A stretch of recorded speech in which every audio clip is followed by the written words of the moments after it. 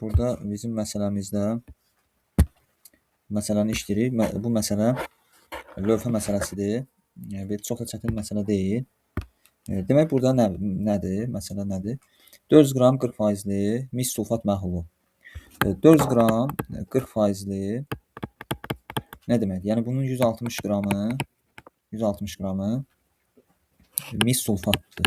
Sulfat duzudur. Mis sulfat duzuna dəmir lövhə əlavə olunur. 60 qram. 60 qram əlavə olunur. Burada reaksiya baş verir. Dəmir sulfat plus mis əmələ gəlir. Mis də lövhənin üzərinə yığılır. Biz burada nə görürük? Görürük ki 56 qram reaksiyada da 56 qram dəmir reaksiya irəndə 64 qram mis əmələ gəlir. Yəni lövhənin kütləsi 8 qram artmış olur. 8 qram artmış olur. Və burada 160 qram sulfat duzudur. Mis sulfat duzudur. Proses tam yekunlaşdı. Yəni o deməkdir ki, mis sulfat duzu proses tam yekunlaşdıqda bu deməkdir ki, yəni bu mis sulfat 160 qram mis sulfat duzu bütövlükdə reaksiya edəcək. Çünki 160 qram mis sulfat duzu ilə 56 qram dəmir tam sərf olunması baş verir. Yəni burada dəmir onsuz da artıq qalacaq, 4 qram artıq qalacaq. Yəni o artıq qalanla bizim işimiz yoxdur. Yəni burada 160 qram 56 qram mis sulfat deməli 160-ın 56-dırsa, deməli lövhənin kütləsi 8 qram artmış olacaq. 160 deməli 8 qram artmış olacaq və lövhənin kütləsi 60 deməli 8 qram artım olursa, lövhənin kütləsi 60 qram idi, olacaq neçə qram? 68 qram. Sonra dəmir lövhəni məhluldan çıxarıb quruduqdan sonra kənara qoyur. Yəni həmin lövhənin kütləsi olacaq 68 qram. Daha sonra qabda qalan məhlula 50 qram maqnezium lövhə daxil etdilər. Yəni qabda qalan məhlul nədir? Qabda qalan məhlul dəmir sulfat duzudur. Mis də buradan çıxacaq da lövhə ilə bir yerə çıxacaq. Ona maqnezium lövhə əlavə edilir. Burada maqnezium sulfat əmələ gəlir. Çünki maqnezium dəmirdən aktiv olduğuna görə dəmir sıxışdırıb çıxardır da. Və burada lövhənin kütləsi 24-dən 56-dır və 56 qram. Lövhənin kütləsi burada artmış olur.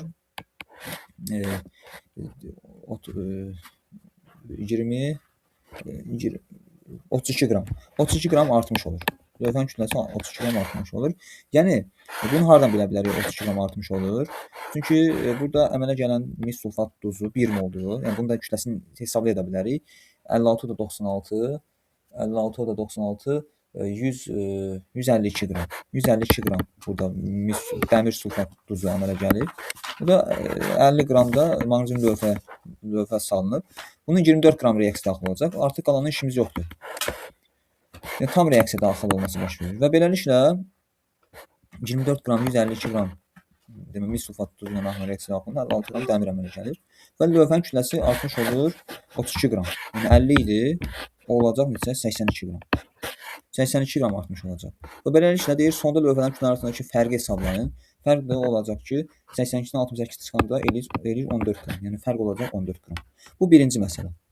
Yəni çox da bir çətin məsələ deyil. Sadəcə bunu bu şəkildə işləyə bilərsiniz. Nə başa düşməsəniz yenə izah edərəm. Sonra keçirik növbəti suala. Bu sualda demək necədir? Bu sualda deyir, sağ gözündə əralı tərəzidən söhbət gedir də. Sağ gözündə 81% sulfat turşusu, sol gözündə isə sink qırıntıları olan tarazlıqda idi. Nəmişlik havada bir müddət qaldıqdan sonra tarazlıq pozuldu. Bunu müşahidə edən təbibə tərazinin sol gözünü qızdıraraq tarazlığı təkrar bərpa etməyə çalışdı. Proses üçün sərf olunan oksijeni 54 qram suyun elektrolizindən aldı. Deməli, tərəzinin bir gözündə, belə deyək, tərəzidir, ikən tərəzidir. Burada 81% sulfat turşusu məhlulu var. Sol gözündə sink qırıntıları var, sink qırıntılarıdır. Və nəmişlik havada bir müddət qaldıqdan sonra tarazlıq pozuldu. Yəni o deməkdir ki, burada sulfat turşusu 81% deməli bu qatı sulfat turşusudur. Özünə su çəkəcək və beləliklə tarazlıq artmış olacaq da. Yəni bu tərəfə sulfat turşusunun da ağır gələcək. Bunu müşahidə edən tədbir tərəzinin sol gözünü qızdıraraq tarazlıq təkrar bərpa etməyə çalışır. Yəni bunu o deməkdir ki, yəni oksigenlə qızdıranda oksigen reaksiya edib sink oksid əmələ gəlir. Sonra bunu əmsallaşdırırıq. Və bu proses üçün sərf olunan oksijeni 54 qram suyun elektrolizine alınır. Yəni suyun elektrolizi biz bilirik ki, su parçalanır hidrogenə və oksigenə. Burada elektroliz budur. 2. Və 54 qram suyun elektrolizindən alınır. Görək 54 qram suyun elektrolizində nə qədər oksigen əmələ gələr. X demək qram da hesablaya bilərik, mol da hesablaya bilərik. Bu da 36 qram.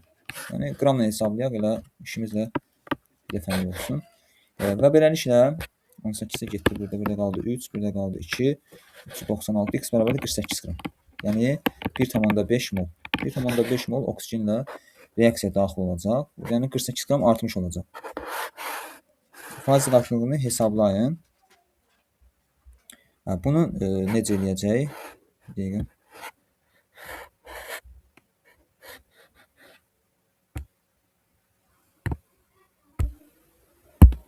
Demək burada məsələni davam elətdiririk. Burada 1,5 mol. Dəqiqə. Bunları düzəliş eləyək.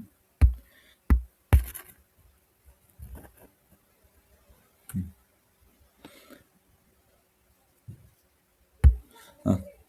1,5 mol qabın belə deyək də məhlulun kütləsi burada artıbmış ki 1,5 molda 48 qram oksigen kütləsi, yəni oksigen reaksiya tərəzinin sol gözündə reaksiya daxil olub ki, sonradan yenidən tarazlıq yaranıb. Demək artım 48 qramdır. Deməli tərəvizin sağ gözündə sulfat turşusu özünə 48 qram suyu birləşdirir.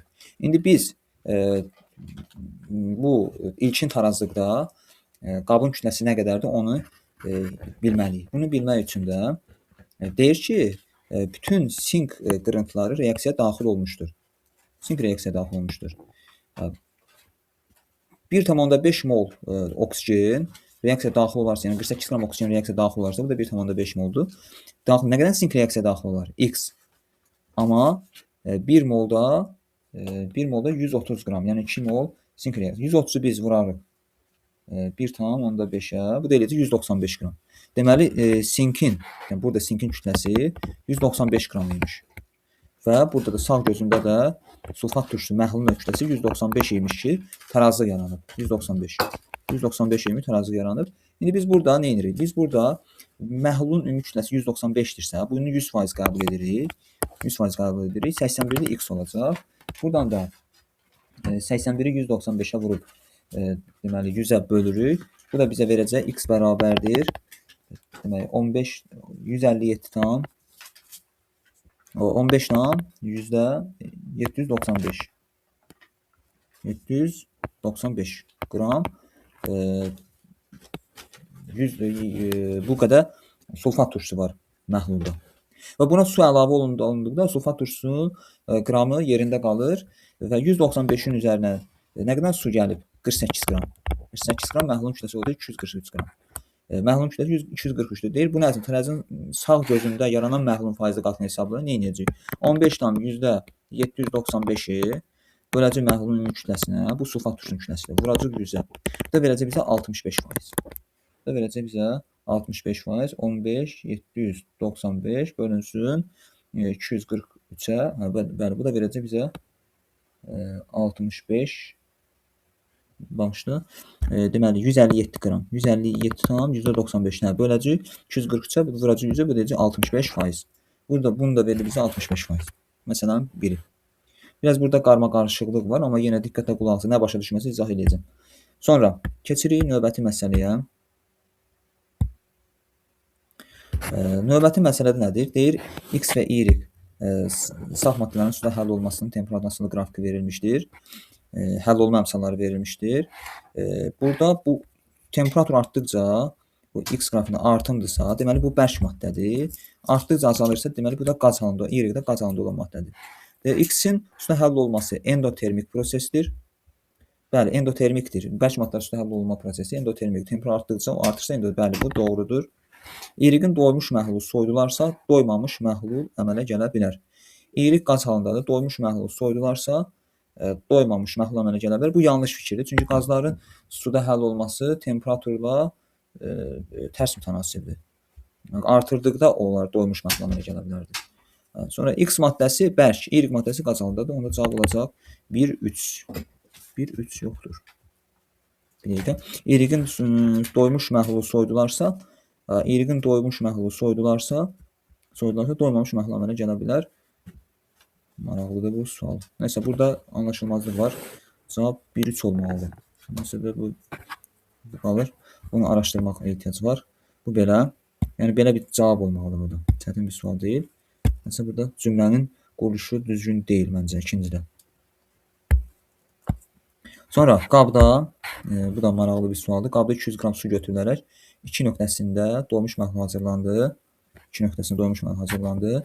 Bu məhlulun temperaturu 3 nöqtəsindən qaldırdığımız zaman əlavə olaraq 60 qram maddə tökülməlidir ki, məhlul doymuş olaraq qalsın. Əgər yaranmış məhlulu 3 nöqtəsindən 1 nöqtəsinə aparsa, məhlul 100 qram azalar.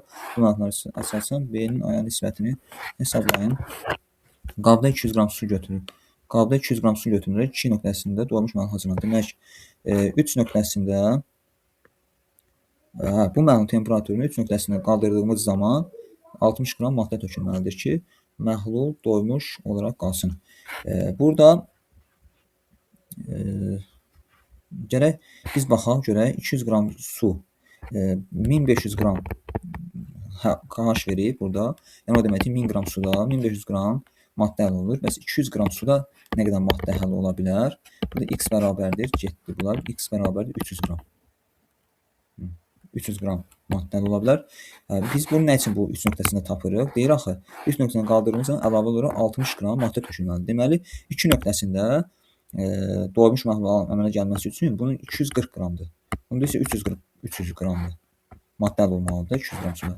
240 qram imiş. 60 qram maddə əlavə olunub ki, bu nöqtədə KH 1500 olanda demək doymuş məhlul əmələ gəlir.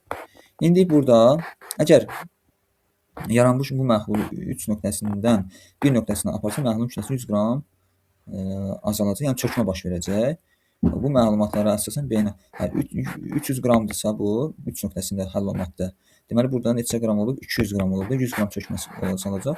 B-nin aya nisbəti. İndi burada da biz həll olmanın belə KH-ı tapmalıyıq, burada da tapmalıyıq. B-nin aya nisbəti. Deməli 2 nöqtəsində tapmaq üçün 240 qram böləcək 200-ə vuracaq 1000-ə. Bunlar getdi. 5 bir də qaldı. Bu da eləcək 1200. B olacaq 1200. Sonra 200 qramı da burada böləcək 200-ə. Vuracaq 1000-ə. Bu da eləcək 1000. Eləcək 1000. B-nin aya nisbəti bu da eləcək 1.2. 1.2. Cəbəli. Çətin məsələ deyil. Bu da maraqlı məsələdir. Sadəcə məsələnin içində məsələ çıxır da burada. Sonra buna baxaq. X maddəsi həll olunma temperaturu qrafiki yuxarıda verilmişdir. 300 qram suya 130 qram X maddəsi əlavə etdiyi məhluldan 25 qramı çökür. Bunun əslində hazırlanan doymuş məhlulun temperaturu nə qədərdir? Qrafik verilmişdir. 300 qram suya 130 qram X maddəsi əlavə etdiyi məhluldan 25 qramı çökür. 25 qramı çökürsə 300 qram sudur. 130 qram X maddəsidir. Bundan sonra hazırlanan doymuş məhlulun temperaturu nə qədərdir? 3 dənə temperatur verir burada. Bunları hesablayacaq. Burada 25 qramı çökürsə, yəni çıxıram da qalacaq 105 qram. Hazırlanan doymuş məhlulun temperaturu nə qədərdir? İndi burada həll olmayan insanı tapacaq. 105-i böləcək. 105 qram maddə 105 qram maddə 100 qram suda həll olubsa yox, 300 qram suda həll olubsa, çünki burada 300 qram da deyil axı. Bəs 100 qram suda nə qədər maddə həll olar? Biz onu tapırıq. X bərabərdir. 105-i də 3-ə böləndə bu da verir bizə 35. Cavab burada 35-dir. Belə. Yenə nəyə başa düşmədiniz? İzah edəcəm.